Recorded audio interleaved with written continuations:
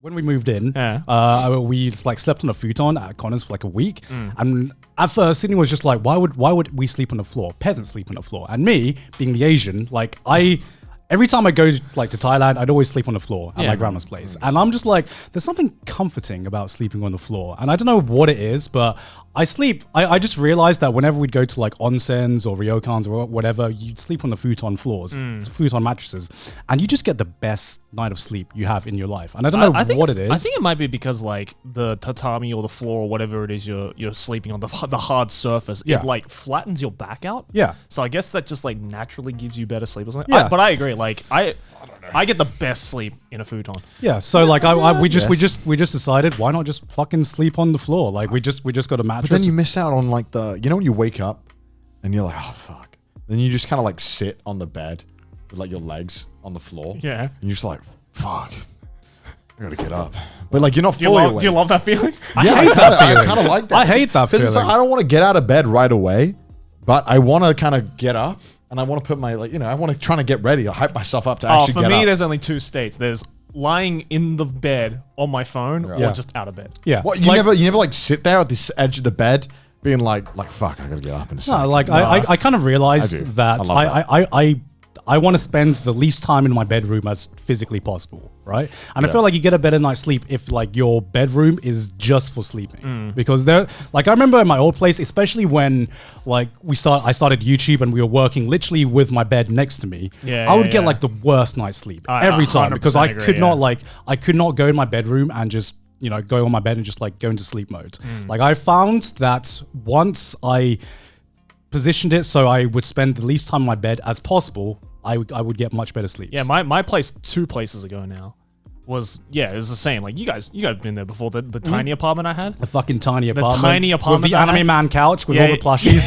Well, when I was like 18, I probably would have thought that was a cool ass apartment. No. When I first moved in, it was a cool ass apartment. When you get older, you're like, But then I very quickly realized that if where you work is in the same room or next to where you sleep, you get the worst sleep. And you get the worst worst productivity.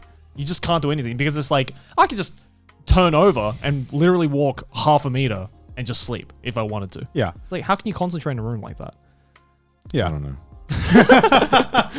I feel like there was parts where I enjoyed it. Like I liked the fact that I could just kind of like turn my monitor towards my bed and I could just watch shit. Because sometimes watching stuff on the TV, it's real pain in the ass. Because like, on PC, you can just get the website up and then you can throw it on the monitor. Right. It's easy. On a TV, you gotta fuck around with like all the Chromecast shit. You gotta figure out, which apps work for my TV, which don't, And the PC, it's like, whatever. I mean, it's not that much. Listen, it's like 5 more minutes worth of work that I don't want. And also, I used to have a setup that I really liked where I had like a next to my bed, I had a keyboard with like a trackpad on it. Right. So I would just like fucking reply to shit in my bed and then like change the. I'm pretty sure that's how people get bedridden. I think I was like getting there. I was trial running. Yeah.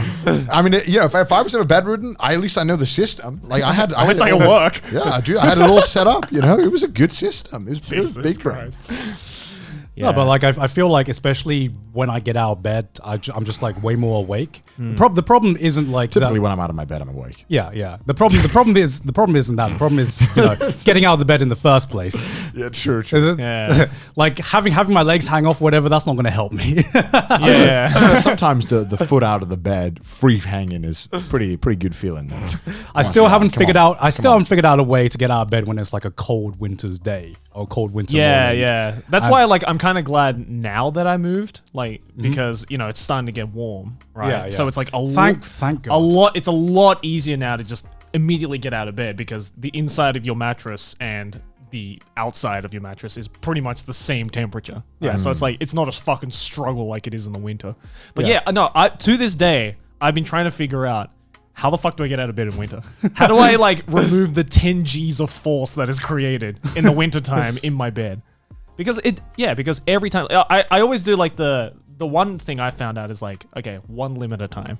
Yeah. Right? It's like stick one arm out, get that like to room temperature. Right. All right, and then get the next limb out, and then it's just like a slow like process. Right. It's like slow loading. It's like, you know, when you're like going into the swimming pool for the first time and it's Yeah. like a really cold pool. Is it like, do you jump in straight away Yeah. or do you go one limb at a time? I jump in straight away. Jumping straight away. Because that's how I feel whenever I need to get out of bed on a cold winter's night. I'm just like, you just gotta like chug a fuck ton of water when you wake up. That shit wakes you up. You tried Oh yeah, that? yeah, yeah.